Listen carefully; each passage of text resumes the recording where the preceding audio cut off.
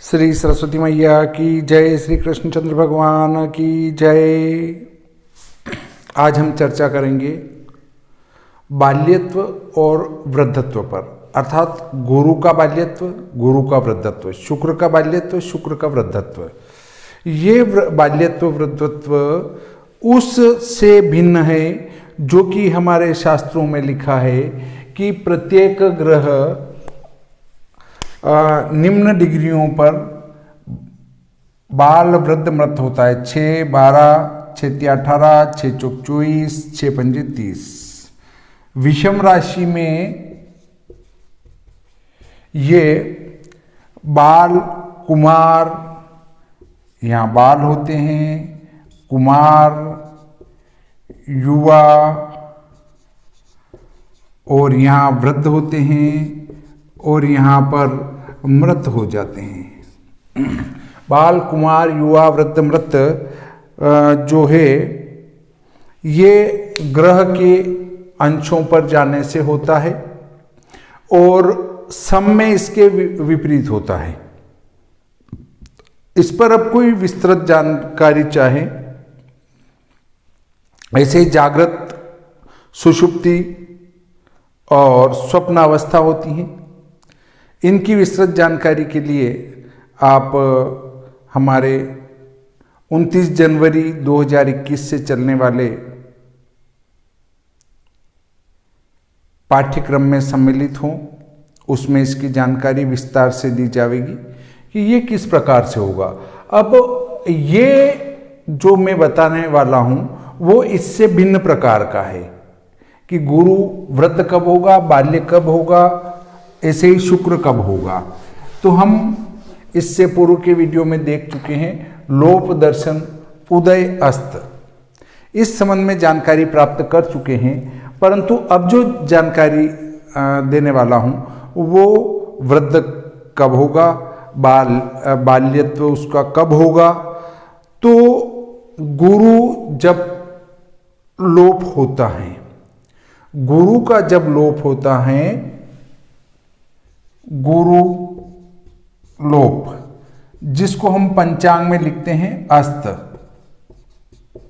वह जिस तारीख को अस्त होता है या लोप होता है उससे 3 दिन पहले से वृद्धत्व प्रारंभ हो जाता है। जैसे एक हम 10 ले लेते हैं, 10 जनवरी 2021 को माना कि 5:15 PM मतलब शाम के समय गुरु लोप होने वाला है, अस्त होने वाला है। तो इसमें से 3 दिन घटा लो तो 7/1/2021 से इसका 5:15 से PM से यहाँ ये अस्त होगा जिसको लोप कहते हैं और यहाँ वृद्धत्व प्रारंभ हो जाएगा। वृद्धत्व प्रारंभ,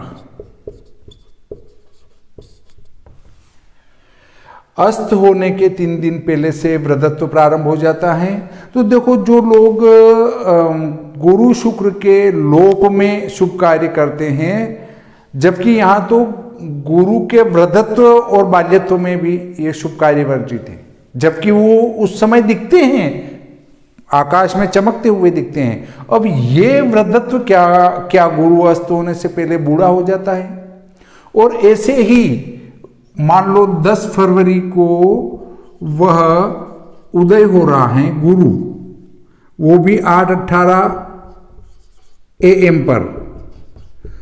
तो यहां उदय अर्थात उसको कहेंगे दर्शन, और इसके 13/2/2021 को 8:18 AM पर इसका बाल्यत्व समाप्त होगा। बाल्यत्व समाप्त, ऐसा श्री भादव माता पंचांग में दिया रहता है। कुछ पंचांगों में और भी दिया रहता है, हम यहाँ स्पष्ट लिखते हैं। ये श्री भादव माता पंचांग है, इसको कई लोगों ने डाक से मंगवाया है। 100 रुपये का पड़ेगा ये मई डाक खर्च के। एक पंचांग 70 का है, डाक खर्च 30 रुपये है। 2 पंचांग मंगाएंगे तो भी डाक खर्च 30 रहेगा, और 1 से 9 तक आप पंचांग मंगाएंगे तो भी डाक खर्च 30 ही रहेगा, बाकी 70 रुपये के हिसाब से पंचांग पड़ेगा।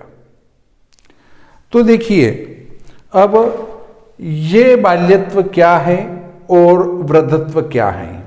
अब वृद्धत्व ये है कि जो हमने गणित से 10/1/2021 को जो 5:15 PM पर इसका लोप बताया है गुरु का, वह उसके 3 दिन पहले भी लोप हो सकता है। मतलब 7 से 10 तारीख के बीच में कभी भी वह लोप हो सकता है, ऐसी संभावना बनती है। इसलिए इसको हमने अस्त नाम न देते हुए वृद्धत्व दोष दे दिया, और वृद्धत्व दोष के लिए कह दिया कि भाई शुभ कार्य इस समय न करें। ऐसे ही गुरु या शुक्र के दर्शन होने के बाद, वो दर्शन हमने लिखा है 10 फरवरी को होगा, परंतु वो 11 को भी हो सकता है, 12 को भी हो सकता है और 13 को भी हो सकता है। तो 10, 11, 12, 13 इनमें से किसी भी दिन वो दर्शन हो सकता है। इसलिए हमने इसको बाल्यत्व कह दिया कि भाई बाल्यत्व है, अभी उदय हुआ है, तो इस बाल्यत्व काल में आप शुभ काम न करें।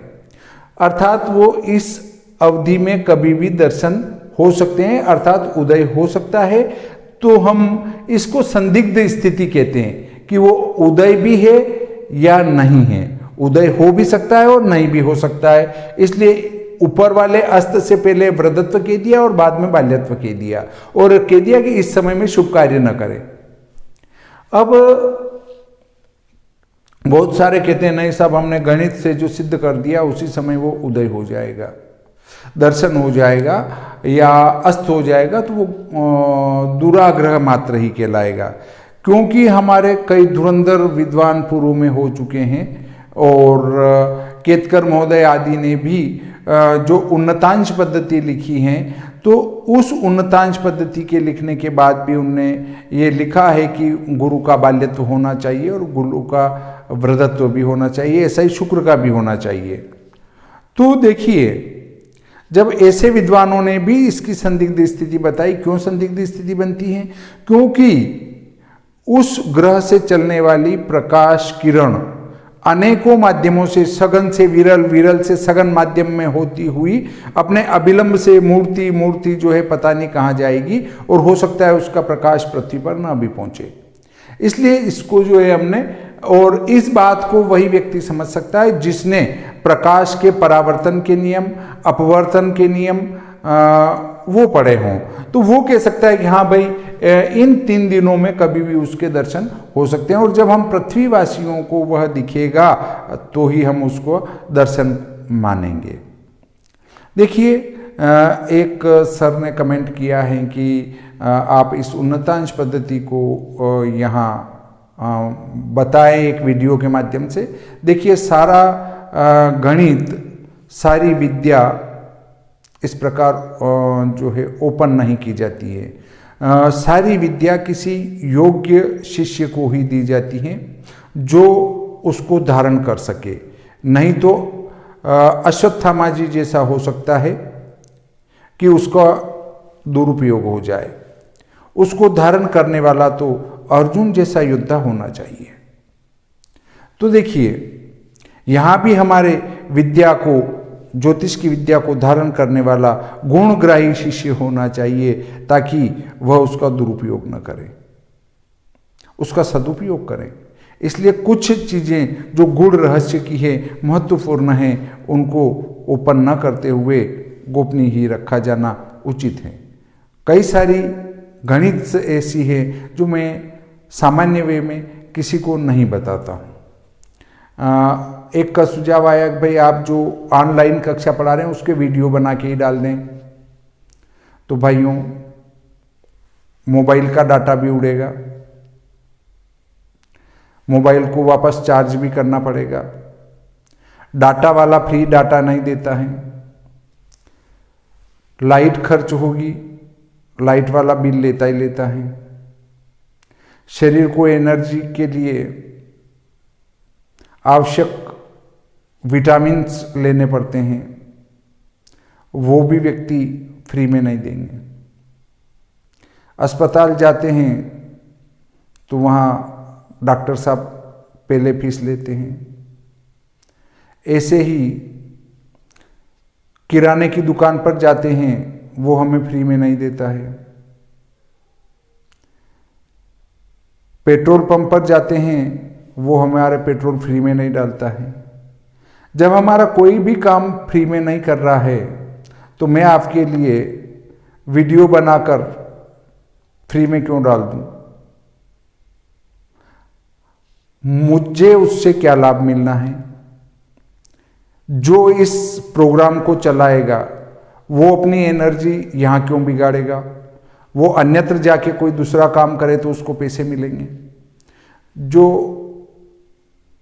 दूसरी बात है, एक वीडियो बनाना केवल आप जितना चला रहे हैं उतना ही नहीं है, उसको एडिट करना, एडिट करके एक्सपोर्ट करना, एक्सपोर्ट करके अपलोड करना, ये बहुत लंबी प्रक्रिया है और एक व्यक्ति को इसमें लंबा टाइम देना पड़ता है तो ही जाके वीडियो बनते हैं। केवल एक कमेंट कर देने मात्र से आपको लगता है कि नहीं साहब हमने लिख दिया है, परंतु ऐसा लिखने से वीडियो नहीं हो जाता है, बहुत इसमें मेहनत लगती है। तो जो YouTube पर वीडियो बनाते हैं उनसे सलाह लीजिए कि वास्तव में मेहनत लगती है कि नहीं लगती है, और मेहनत लगती है तो उसके बदले में व्यक्ति को कुछ मिलना ही चाहिए। अच्छा, दूसरी बात है कि आपने मेरी पुस्तकें सबने खरीदी है, उसके लिए आपको बहुत बहुत धन्यवाद। परंतु मैं इसके लिए आपके सारे प्रश्नों के उत्तर देने के लिए जवाबदेह नहीं हूँ।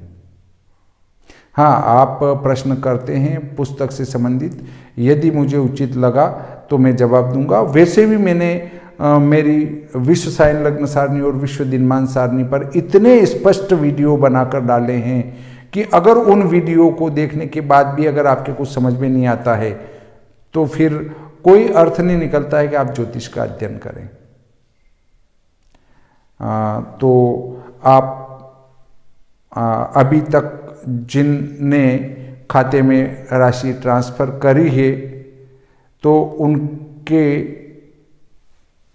ऐप के से जोड़ दिया गया है, और कुछ का ये कहना है कि जिनके पास पुस्तकें ऑलरेडी है तो उनसे उनको डबल पुस्तकें क्यों दें, तो उनके लिए 1100 रुपये घटा दिए गए हैं पुस्तकों का मूल्य, और बचा हुआ 6000 अवशेष ही उनके लिए रखा गया है।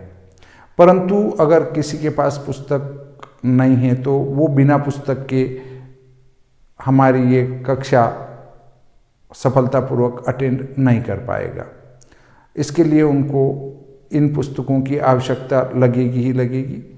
तो आप अपने पास ये पुस्तकें, और उस समय जब कक्षा चालू हो जाएगी फिर आप पुस्तक मंगवाएंगे तो वो पहुंचने में 8 दिन लग गए माना, तो आपके 8 दिन का बीच का गैप हो जाएगा, फिर कैसे समझेंगे? तो देखिए, अब हम आज का प्रकरण यहीं समाप्त करते हैं, और आप हमारे ऑनलाइन ज्योतिष कक्षा से अवश्य ही जुड़ें, आपको अवश्य ही अच्छा लाभ प्राप्त होगा। जो YouTube पर जितने वीडियो पड़े हैं उनसे लाभ नहीं हुआ, उससे ज़्यादा लाभ इससे होगा, और जो मेरे भी वीडियो हैं उससे लाभ नहीं हुआ, उससे भी ज़्यादा लाभ हमारे ऑनलाइन कक्षा अटेंड करने से होगा। प्रतिदिन 8:30 से 9:30 का समय रखने का विचार किया गया है, क्योंकि बहुत सारे का सुझाव आया कि सब 7-8 बजे तक तो हम व्यस्त रहते हैं और हम लौट के ही घर आते हैं। तो देखिए, 29 तारीख के पहले जो जुड़ जाएंगे और उनको एक व्हाट्सएप ग्रुप पर भी जोड़ा जाएगा। व्हाट्सएप ग्रुप पर हम एक चर्चा कर लेंगे कि भाई क्या 8:30 से रखें समय, 9 से रखें, या 8 बजे से भी रख सकते हैं। अगर ऐसा हुआ तो सबकी सुविधा के अनुसार इस कक्षा का समय रखा जाएगा। सभी का ध्यान रख के पढ़ाएंगे। ऑनलाइन पढ़ाने के बाद एक व्हाट्सएप ग्रुप भी रहेगा, उस ग्रुप में भी हम चर्चा करेंगे, उदाहरण के ऊपर भी चर्चा करेंगे।